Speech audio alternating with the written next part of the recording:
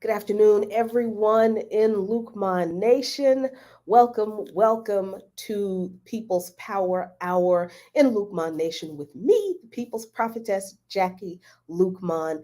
I am so happy that you have decided to spend your lunch hour with me here in our People's Power Hour. So please do come into the cafeteria in an orderly fashion.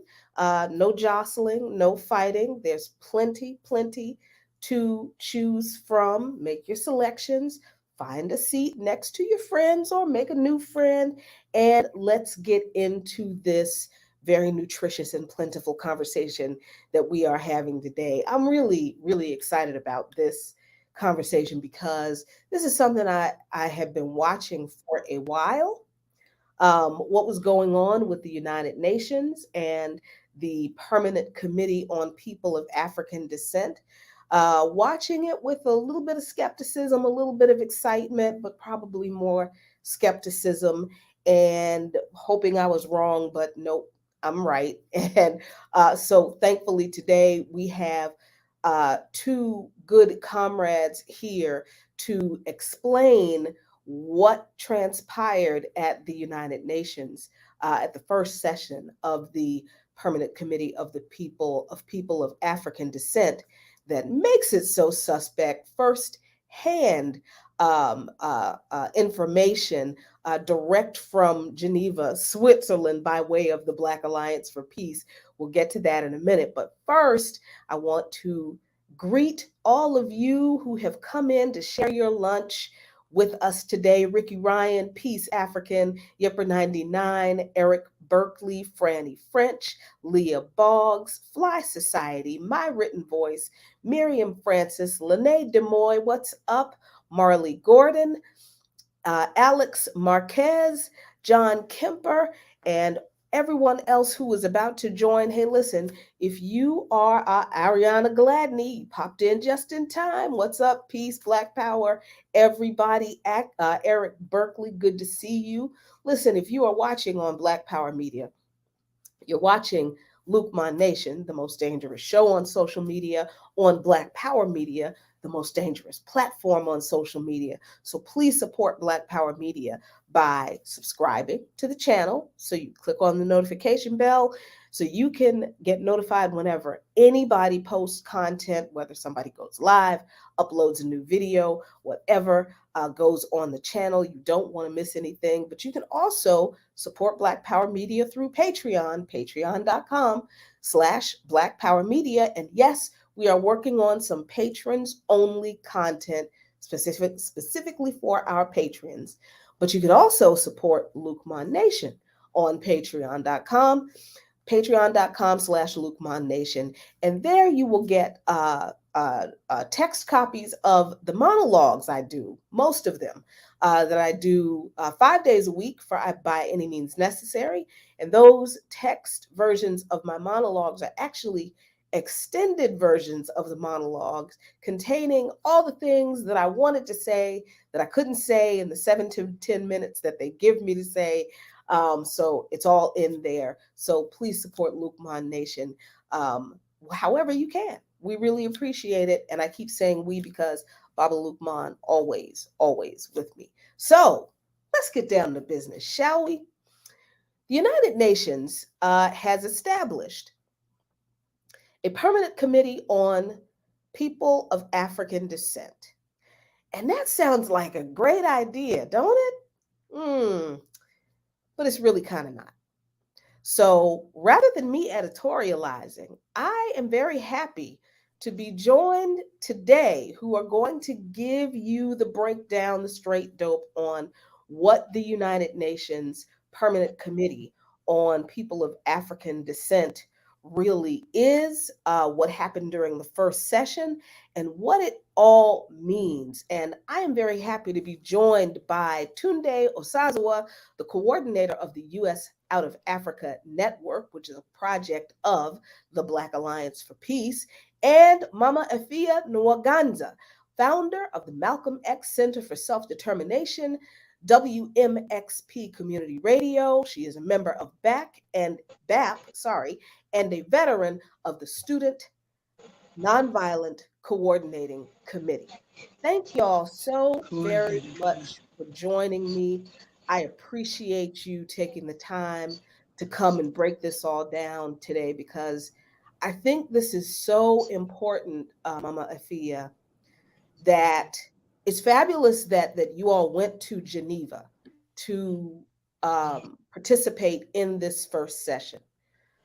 So you saw firsthand the way the United Nations handled the establishment of this permanent committee on people of African descent. So, Mama Afia, because you are a veteran of the struggle and you understand the historical connections to um, what we've already won, the battles we've won, and what we're still fighting for. What was this first session? What did it look like in your estimation?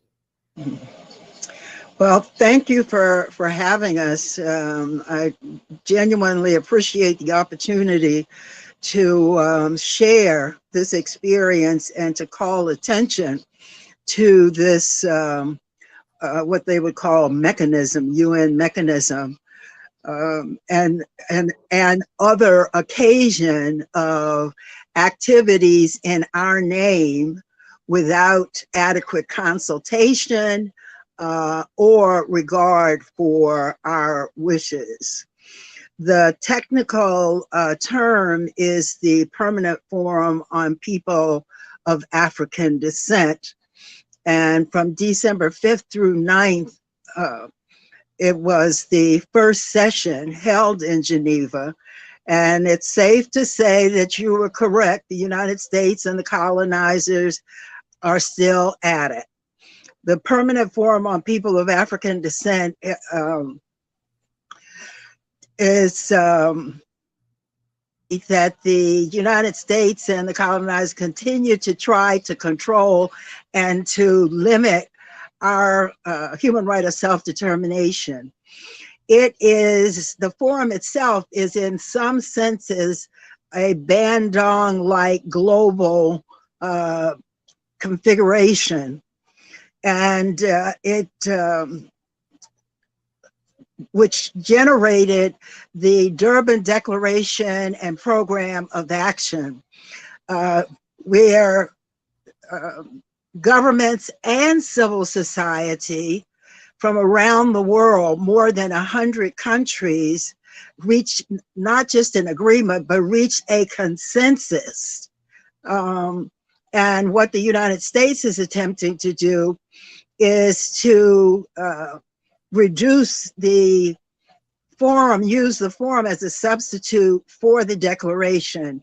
It is a mechanism that's designed to waylay, blunt, and bury the DDPA or Declaration, Durban Declaration and Program of Action with a hand-picked set of gatekeepers and the racist slur of anti-Semitism. In Durban, in 2001, the world governments and civil society reached a consensus and issued the Durban Declaration and Program of Action. The world declared colonialism, slavery, apartheid, and genocide crimes against humanity without statute of limitations and the basis for reparations. The United States then led by Secretary of State Colin Powell, walked out of the Durban World Conference Against Racism. The US and other European countries, former colonizers, have worked to prevent the global consensus that was reached and failed to prevent the consensus, have continued to work to undermine and bury it. The forum is composed of 10 members, 5 nominated by states or governments, and 5 by the president of the Human Rights Council, purportedly in consultation with civil society. We have yet to identify anyone in civil society who was consulted. While the US described how it has pressured governments to vote for its pick, Justin Hansford, little or nothing else is known about the appointment of the others. The forum is located in Geneva in the office of the High Commissioner for Human Rights, instead of the more accessible New York under the more appropriate Economic and Social Council, as is the case of the Permanent Forum for Indigenous Peoples. The chair of the Forum on African People is Epsy Campbell Barr, a former vice president of Costa Rica, one of the world's smallest countries, an even smaller number of people of African descent. It has a population of little more than 400,000, including quote unquote mixed race persons. The vice chair is Pastor Elias Murillo Martinez of Colombia, a lawyer with several past government posts. Colombia is second in geographical size to Brazil, with a Black population less than 10%, including quote unquote mulattoes, Rosel, and Paliqueros. Rapatu, which is a key person in all of this. In fact, the leading person is Michael McEachran, a mixed race Swede, an academic and activist. Sweden has, as of 2016, only 110,758 citizens of African nations residing in Switzerland. Justin Hansford, the US member representative, operating much like Clarence Thomas on the US Supreme Court, is the director of the Howard University Thurgood Marshall Civil Rights Center, enjoying the good feelings and of that name. Hansford dismissed the DDPA, saying, "I was only 16 years old when it was written." Of course, he wasn't even born when the US Constitution, by which he swears, was written, and had he been, he would have been a slave. Oops. He reportedly believes he can get a better deal from white folks than the world that generated the DDPA. I reprimanded him publicly for trying to gaslight me and others when the chair, in collaboration with Michael McEachran, refused to take floor responses to McEachran's attempt to limit the relevance of the DDPA. Forum participants, in person and virtual, were urged to read the DDPA as we urged your audience. They were admonished not to let fancy, obscure language, lack of information, age, experience, and a short-term promise of an immediate bowl of porridge our peoples. All were to affirm and assert the Durban Declaration and Program of Action as our human right of self-determination. I reminded them that the Durban Declaration and Program of Action is, in fact, the heart and soul of the forum. Without the Durban Declaration and Program of Action, the forum is nothing more than a free trip and a talk fest. Mm. The Durban Declaration and Program of Action is our lifeline and that of generations unborn. We must hold on to it.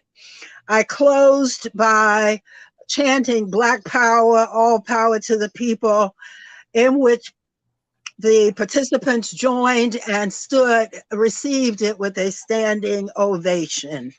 It is imperative that we continue to maintain the momentum that was established at the first session of the forum. In the second session, which is scheduled for the last week of May, first week of June 2023 in New York. We must hold that date on our calendars and be prepared to take over the floor and to set the agenda. Durban Declaration and Program of Action. Please Google it, read it, be prepared to fight for it. Mama Afia, you tore that up as as I knew you would, broke it all the way down, made it crystal clear that this permanent forum on people of African descent that the United Nations has set up doesn't seem to include a whole lot of people of actual African descent, except for a few tokens, particularly in the person of Justin Hansford, which I have to tell you, I didn't know who he was until you spoke on this before, and I realized, oh, he's one of those tokens. Okay, I see. Yes. Now I see why they chose him. Mhm. And just for our viewers, I am going to do better because you see, this is our responsibility as organizers and those of us who do this thing called political education. I'm not going to just tell folks. I'm not just going to trust y'all to Google the Durban Declaration. No, we're going to talk about it. We're going to do a show about the Durban Declaration, and we're going to Wonderful. talk about it, and we're going to learn about it, so that when what's that date again, Mama Afia? The last week of May and the first week of June, and they haven't confirmed the precise date beyond that, but be prepared. The last week, it's about May 29th to June 3rd. So when that time comes around next year, we're going to talk about the Durban Declaration. We're going to break it down as much as we can break it down, apply it to what it means to us today, what Mhm. happened then, so that when that time comes in 2023, we roll at the UN Absolutely. prepared. Yeah. That's what we do. That's what organizers who do political education do. So stay tuned for some conversations on the Durban Declaration. But right now, Tunde, I want to talk about Justin Hanford in particular, I think. And I don't want to make him like the focus of all of the problems because he's certainly not. He's a token who was selected, he was chosen to do exactly what he did, which was to diminish the importance of the Durban Declaration. And in a way, that does something that speaks to the attitude the United Nations has, I think, toward um, not just an honest conversation on racial injustice, but it speaks to the legacy of Black militancy and Black radicalism and the Black radical tradition in the United States in particular. So, can you give a sense of how you view Justin Hanford's role as a member of this body selected by the UN?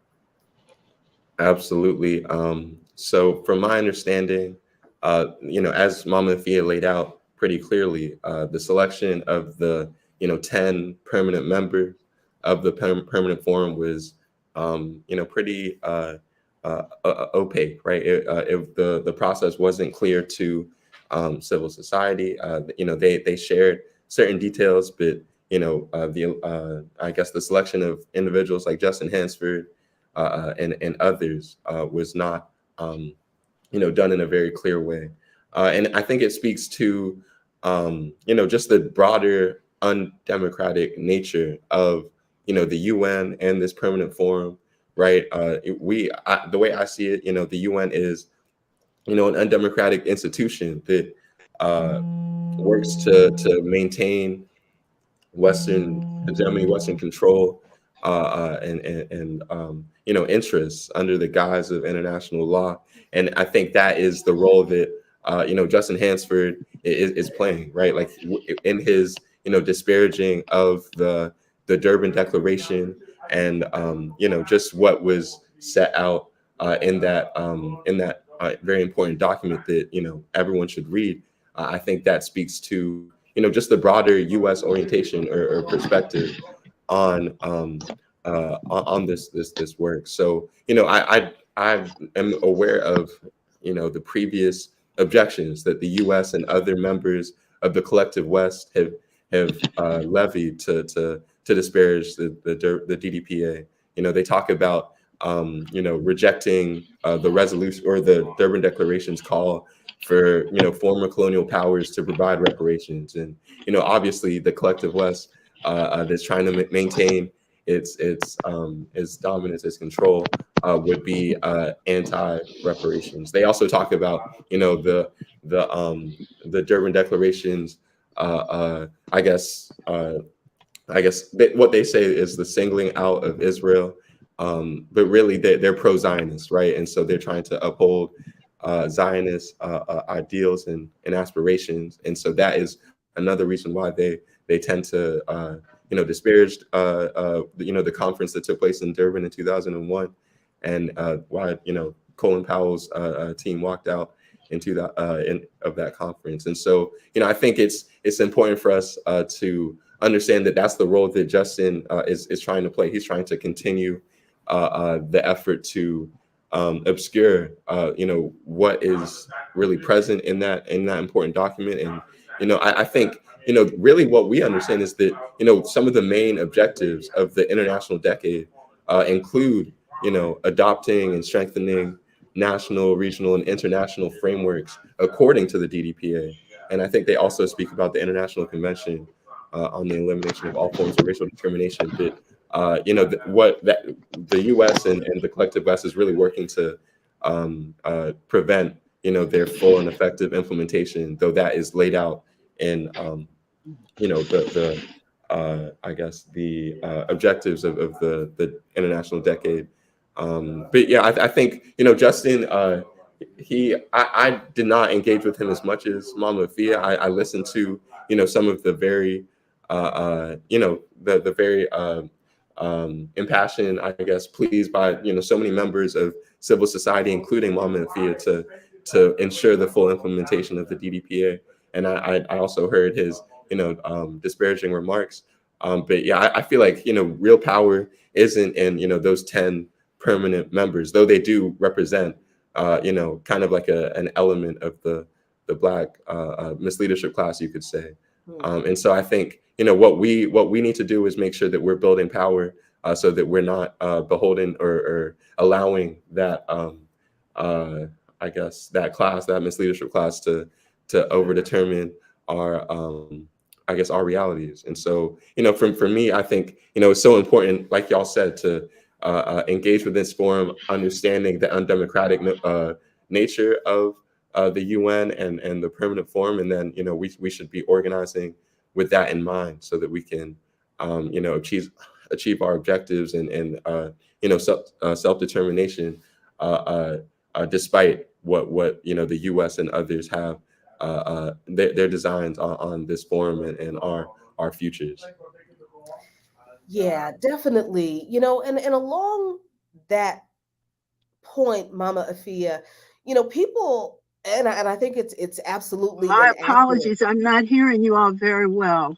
Oh, I'm sorry. Let me move a little bit closer to the to my computer, to the microphone.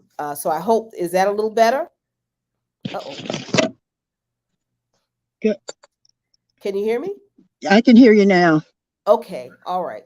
So we'll just engage with you off camera for now, but we can hear you. So Mama Afia, I mean, I think it's a valid point that people make that the United Nations is just as ineffective as the U.S. government in resolving actual human rights issues and taking them seriously. I mean, because the United States government, the UN answers to the United States government, Mhm. basically. Mhm. That's valid, right? But I Right, that do think it is incorrect, and it's an invalid position to take for revolutionaries in particular to leave the UN to its own devices mhm, when it comes to dealing with issues with our people. And just the way this forum was physically situated, I think, is indicative of the kinds of things that if we do not engage with it, people won't know that this is the way the UN set it up, and they'll mhm, keep doing it. So I wonder if you can give us an insight into some of the problems with just the location mhm. and the accessibility on the forum that are really I think that really indicate how little respect the UN has for this issue and for people of African descent in general. Absolutely. First of all, I think that it's critical that we never cede ground to our enemies, and that we, whether it on its face appears to be a useful tool or not, that we are able to turn it into a tool. I know Audre Lorde is noted for saying that the slave master's house cannot be dismantled with the slave master's tools. And I'm generally inclined to agree with that observation. However, while the tools may not be used to dismantle, it certainly can be used to disable. And Mm, that is how I view the United Nations in large measure dealing with the United Nations. That we, over the years, especially through the U.S. Human Rights Network under the leadership of the founding director, Ajamu Baraka, was able to establish to the world that the United States is not the human rights gold standard that it presents itself to be, and attempts to hold other countries, uh, to, with this moralization, especially in light of the fact that it incarcerates the largest percentage of its population than any other country, including China and Russia. And even more than that, that it holds the longest held political prisoners in the world, the longest being Rochelle McGee for over 50 years. The importance of being present is to be able to point these things out and to deprive the US government of the opportunity to pretend that it is anything other than a colonial imperialist power. In fact, it's a thug nation, a thug corporation presenting itself as a nation. The United Nations, at one point, when the General Assembly appeared to have greater uh, influence, if not control, um, gave some of us hope that there would be a emergence and the membership of nations, and the emerging independent African nations. That we're not quite convinced of that anymore because, as I pointed out, the United States was proudly describing how it contacted the various agencies, organizations, and governments to pressure them to vote for Justin Hansford, who, of course, as you point out, would never have been even nominated if they did not believe that they could trust him to run their errands, despite the fact that he attempts to present himself as a quote unquote black liberator. Again, I think that we cannot cede any ground, any weapon. Sometimes we resist participating in the electoral process, voting. Um, our people fought, bled, and died for the exercise of our right to vote, to participate in the decision making process in this country. And if for no other reason as a celebration and an honor of their um, sacrifice and their investment in our future, we must not abandon that tool, recognizing all of its limitations. The DDPA is particularly important as a tool, given the fact that it was a global consensus. We hear the US talk about the international community. This was the world community that came together, that colonial, um, apartheid, and genocide are crimes against humanity without statute of limitations and a basis for reparations. And even more, it goes beyond that, and it addresses a broad range of issues that affect us, including that phony African Leadership Summit, where the United States trotted in, as my father would say, compliant African heads of state to give them their marching orders. The Durban Declaration and Program of Action speaks to the issues that the United States purportedly was raising and addressing. We must not allow the DDPA to be discounted, even in an arena of that sort. So it's our duty to be informed and our duty to assert, as I said earlier, uh, our human right of self-determination, and that declaration and program of action is the prescription that we set for ourselves and our uh, future generations. Absolutely. Tunde, the both of you traveled to Geneva, Switzerland for this forum, to testify at this forum. And I think that the fact that the opening session of this permanent forum being held in Geneva, Switzerland, also sent a message to those of us who are descendants of Africans, who are Africans, um, that this really isn't for us. And I'm wondering if you felt the same way, if that's kind of the message you got, and what else you kind of saw from the way this forum was established that made it not as accessible to members of civil society as other forums of different groups of peoples seem to be established. Yeah, so Geneva is not an easy place to get to for many people. It's expensive to travel there, and the city itself of Geneva is quite expensive as well.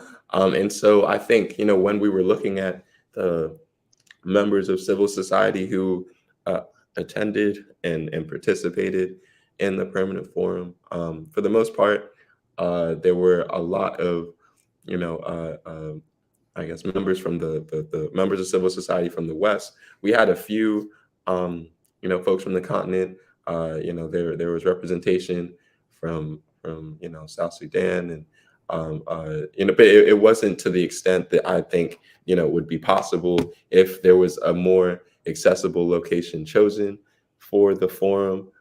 We also, there were people there, excuse me, people there who raised, the question, right? Why isn't there, a UN, I guess, office like Geneva, New York, on the African continent, Mm. or Mhm.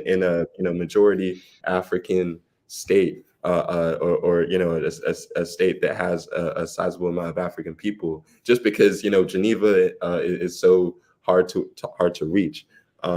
So that was one question that was raised a few times during the forum. We also saw that just accessing the meeting room was difficult for a number of participants.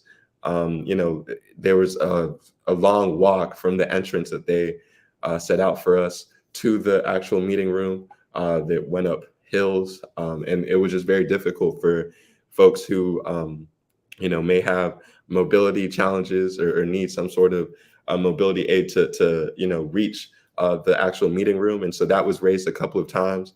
And the actual permanent members, the 10 permanent members, were at some points resistant to that criticism. They spoke about this being the first permanent forum, so we shouldn't raise criticisms like that. But I think it speaks to the lack of thought and care that went into planning this forum, and the lack of an attempt to really include all African people, right? Even Mhm. those who might have some sort of I, disability. if I would add to that also, the fact that their disregard and insensitivity to ADA compliance is the fact that, although the forum is held in alternate years, 1 year in New York and 1 year in Geneva, um, most African missions, even if it's not in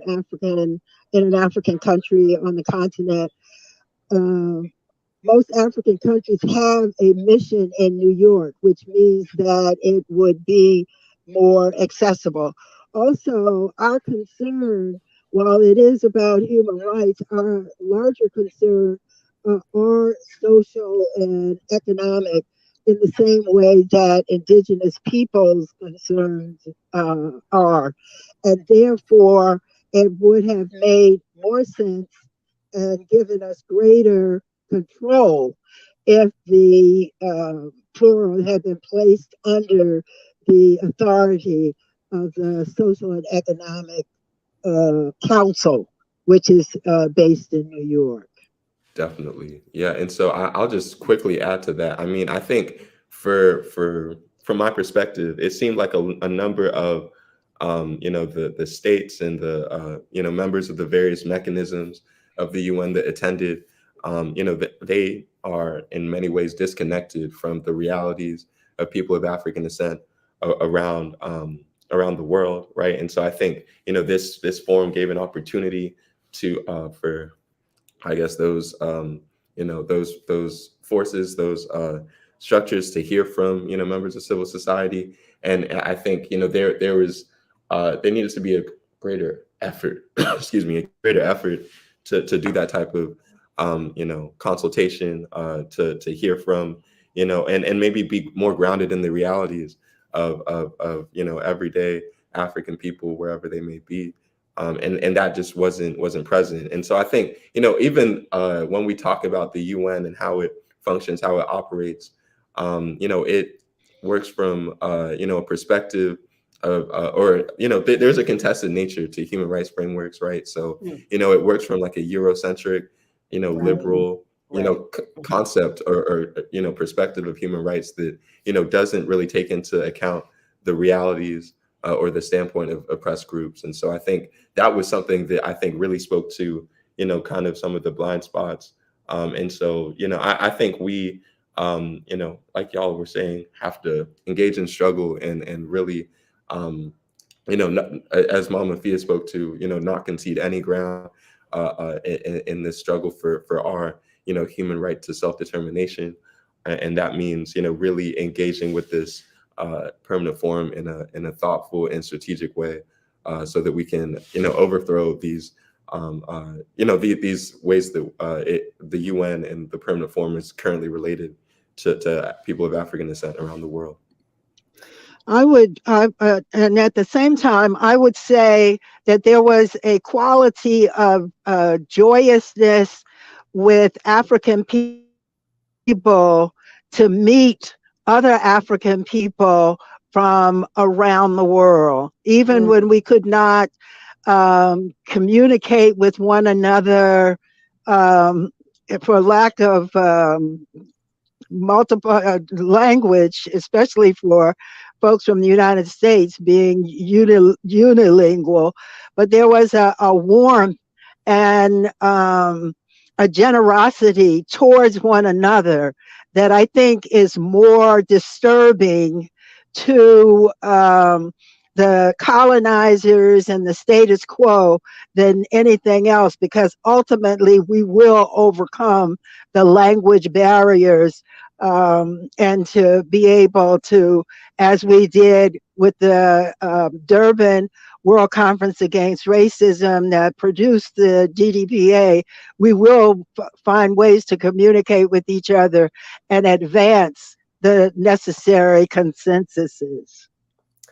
And I think, I'm so glad you said that, Mama Afia, because I think that is the critical part that we miss when we choose. And when I say we, I mean we Black radicals, some of us, we choose not to engage in the aspect of struggle with the liberal aspects of this system, really to reach out to our people who are also struggling. I think that's what we miss. We miss the connections that we could make with other folks, with our people, by ceding that ground to those liberal forces.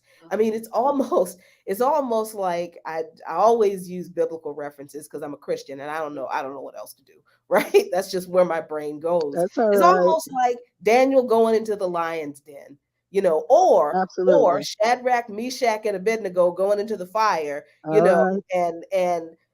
and the Lord coming in and Mm-hmm. saying, "Hey, I got you. Mm-hmm. Don't worry about you. We all gonna come Mm-hmm. out together." And that's what I feel like I just heard you say, Mama Afia, that no matter how these people at the UN are playing in our faces, we Mm-hmm. all here. We Absolutely. all in this fire together, and we all gonna come out this fire All together. right. That's right. So with that in mind, excuse my silly biblical references. Oh, not at On all. that Not at side. all. No apology necessary. Um, I want to talk about reparations really quickly because this is becoming a sticking point, I think, in some radical circles. Now, I'm not even going to give an opinion, my own opinion here, because I really want to hear what the both of you have to say in regard to the way the UN is handling the Durban Declaration and the issue of reparations that came from the Durban Declaration. So, Mhm. as Black radical organizers, who understand that this capitalist system, there is no salvation in it. Our deliverance will not come from this capitalist system. Our Mhm. deliverance will come from the destruction of this capitalist system. That's right. We are anti capitalist, anti Mhm. imperialist. Mhm. I pray to brown Palestinian socialist Jesus that we're socialists, All right. right? And that we are fighting for one united Africa under scientific socialism so that Mhm. everybody can be free. That's for me, that is the foundation for Black radicalism. And Pan-Africanism is a requirement, right? Mhm. So there are those within that community of folks who believe that the struggle for reparations is a pipe dream because we are asking for reparations from a capitalist system that we're not going to get any justice from. And there are those who believe that the struggle for reparations is central and critical to the struggle for self determination for African descended people. And I want to know what both of you think about that, those two thoughts in this community of people. Mama Afia, I'm going to kick that to you first. Well, as the daughter of Garveyites and a of Cobra, my position is, and a veteran of SNCC, and I think I, maybe the SNCC plays the larger SNCC orientation and framework plays a larger role here from in my thinking, and that is that first of all we seek unity. In fact, we struggle for unity in our community without uniformity, and except in instances of security risk, we must find a way for us to move forward together. And if the only issue that we agree on is reparations, then we struggle to find a definition of reparations that we can all live with, and that serves the greatest needs of our people. We're not going to ever have everybody agreeing with everything, but we can have the majority. We can establish critical mass that agrees on the largest number of elements and to move forward on that. Now, the United Nations has a definition of reparations, and the Durban Declaration has a definition of reparations. I point out that the section on reparations was led by Brother Roger Wareham and the December 12th movement, that they spent many years before the World Conference occurred in Durban to build as to that definition.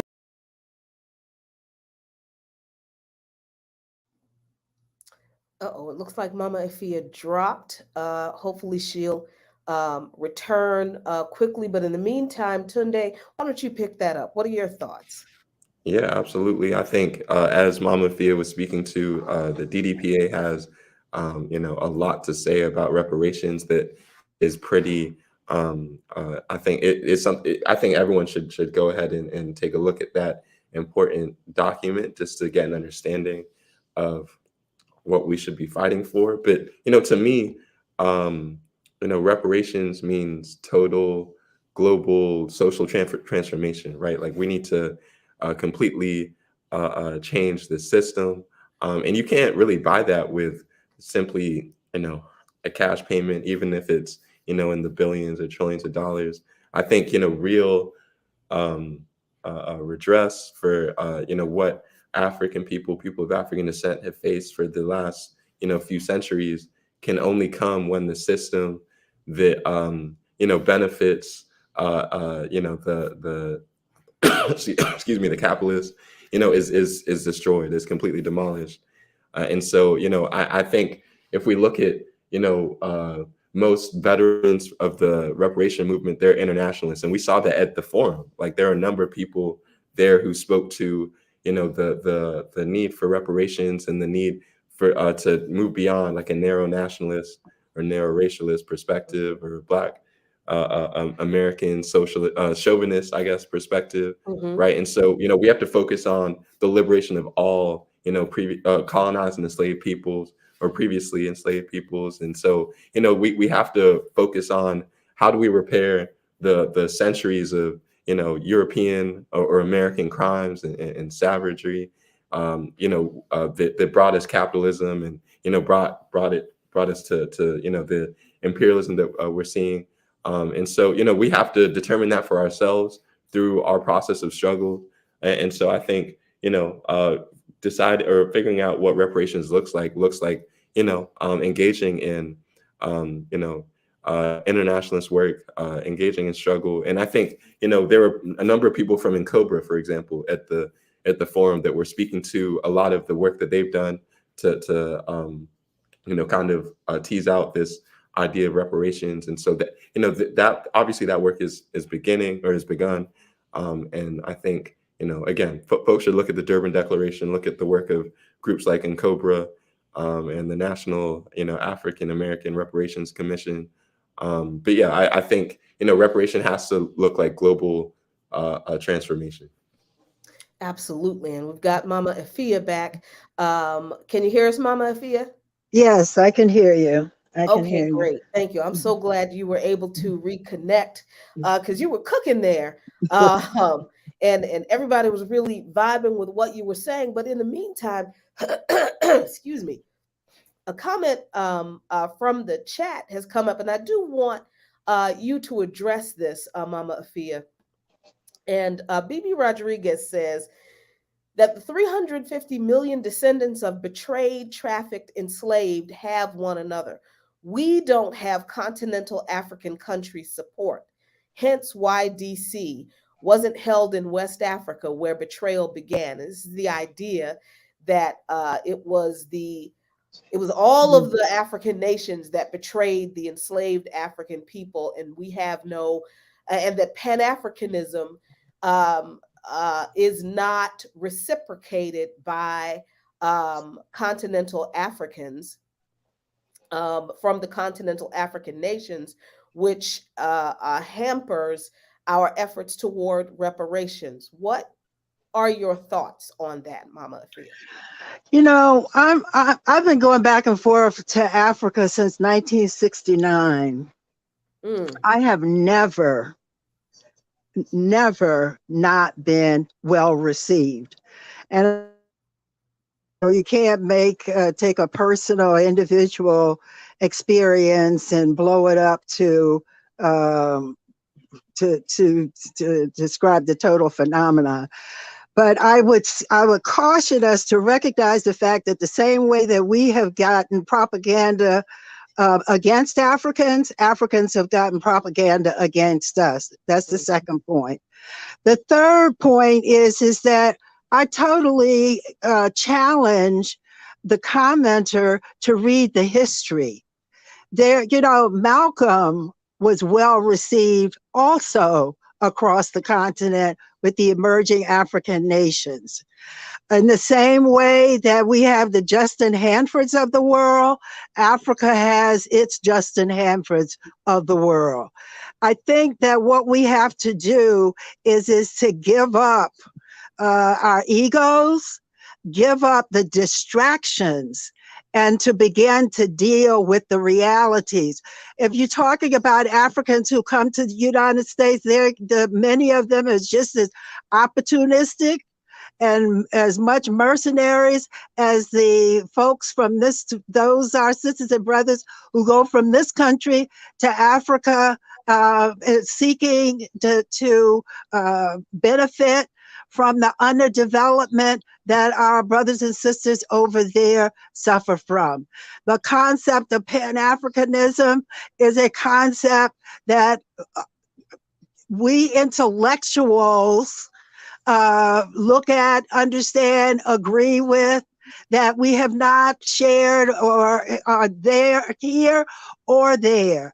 The criticism, when I was talking about struggling for unity, I'm talking about including ADOS with all their infantile, limited perspective. They are still our sisters.